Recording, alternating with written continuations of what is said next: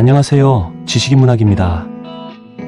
오늘 소개해드릴 내용은 결혼 준비와 치솟는 아파트 가격, 출산율과 연봉과 관련 있는 가족의 조건입니다. 최근 흥미로운 기사가 있었습니다. 결국 돈이 있는 사람들이 결혼했다는 뉴스인데요. 정부 발표에 따르면 신혼부부의 42%가 둘이 합쳐서 연봉 7천만 원이 넘는다고 합니다. 부모님 세대 때는 결혼해서 스땅살이부터 시작했지만 요즘은 그렇지 않은 듯합니다. 수도권 아파트 전세에서 가정이 꾸려지는 것이 기본이 됐습니다. 파혼 사례도 그렇습니다. 결혼 준비 커뮤니티에 올라온 파혼 사례 중에서 돈 때문에 헤어진 경우가 가장 많았습니다. 전체 비중의 절반에 가까운 44%를 차지했습니다. 돈에 대한 이유도 구체적입니다. 월급이 적어서 모아놓은 돈이 적어서 아파트를 구하기에 돈이 부족해서가 이유였습니다.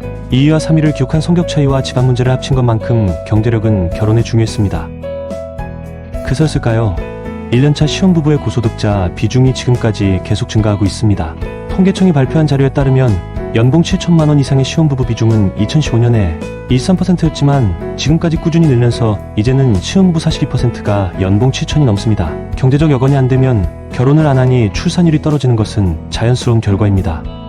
역대 정권에서 정부의 출산율 정책은 실패했다고 입을 모았습니다. 지금까지 있어왔던 그런 저출산 대책들은 실패했다, 충분하지 못했다, 그렇게 인정할 수밖에 없을 것 같습니다. 과학적 근거에 기반해서 저출산 정책을 냉정하게 다시 평가하고 왜 실패했는지 원인을 제대로 파악해야 될 것 같습니다. 출산율을 높이고 가족의 기능을 회복하기 위해서는 다음과 같은 정책들이 필요하다고 전문가들은 입을 모읍니다. 정부는 저출산 문제를 해결하기 위한 최우선 과제로 직장 출산 양육 정책에 집중하고 있죠. 2015년을 기점으로 저출산이 심화했는데 이때부터 여성의 노동시장 참여가 늘었습니다. 이를 위해 육아휴직제도 정착, 기업의 위탁보육 확대, 남성의 육아 참여가 필요합니다. 정부는 이런 정책이 공무원 조직을 넘어 대기업과 중소기업에도 던져지겠다고 강조했습니다. 정책과 함께 회사 분위기를 바꾸는 건 역시 중요합니다. 차별을 줄이는 배려가 필요하죠. 2015년부터 여성 고용률이 처음으로 50%를 넘었습니다.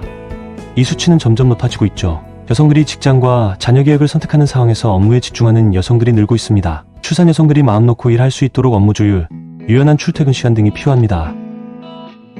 부동산 정책도 중요하죠. 아파트 가격이 급등하면서 한국의 합계 출산율은 0.7까지 떨어졌죠.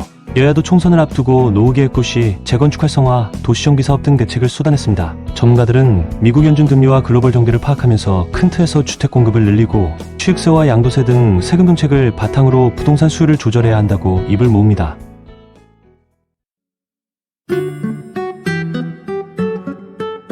국가의 흥망성쇠는 가족 공동체에서 시작됩니다. 지금과 같은 출산율에는 인구 소멸, 국가 소멸로 이어질 수밖에 없겠죠. 가족은 곧 사회와 국가의 추판이기도 합니다.